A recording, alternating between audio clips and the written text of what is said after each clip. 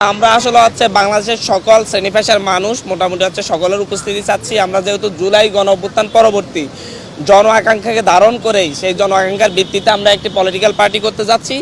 সেই জায়গা থেকে আমরা আমাদের শহীদ পরিবারকে দাওয়াত করছি, কার্ড দিয়ে আহতদেরকে আমরা দাওয়াত করছি, আমরা পাশাপাশি উপদেষ্টাদেরকে দাওয়াত করছি এবং আমরা সকল রাজনৈতিক দল যারা ফ্যাসিবাদ বিরোধী আন্দোলনে আমাদের সঙ্গী ছিল আমরা তাদের সকলকে দাওয়াত করছি।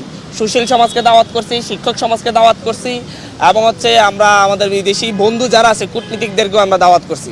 আমাদের এই দাওয়াতের প্রক্রিয়া আজকে দুপুরের পর থেকে আমরা শুরু করেছি এবং আপনারা জানেন যে মাত্র 3 দিনের প্রিপারেশনে আমরা কিন্তু এই দিকে আগাচ্ছি, আমরা একটা পার্টির দিকে যাচ্ছি।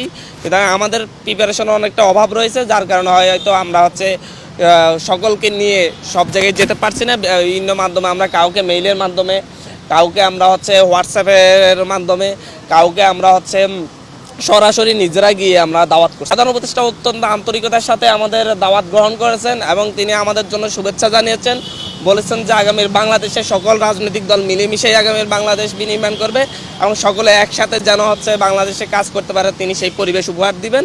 পাশাপাশি উনি আমাদের দাওয়াতটা আন্তরিকতার সাথে গ্রহণ করেছেন। বিএনপি বাংলাদেশের বর্তমানে সবচেয়ে বড় রাজনৈতিক দল, জাতীয়তাবাদী দল বিএনপিকে মহাসচিব এবং ওনাদের চেয়ারম্যানের নামে আমরা চিঠি পৌঁছাবো।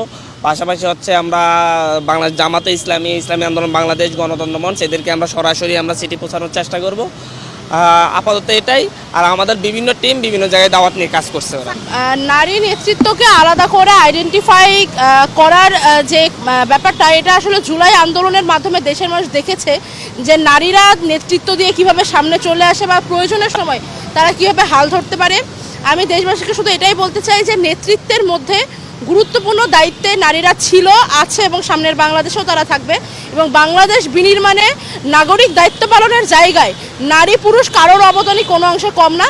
তো আমি বলতে পারি যে নারীদের অবস্থান বা নারীদের ভূমিকা রক্ষা করার ব্যাপারটা আমাদের নতুন রাজনৈতিক দল অন্য যে কোনো প্ল্যাটফর্মের থেকে অনেক বেশি ভালোভাবে গণতান্ত্রিক পদ্ধতিতে রক্ষা করবে।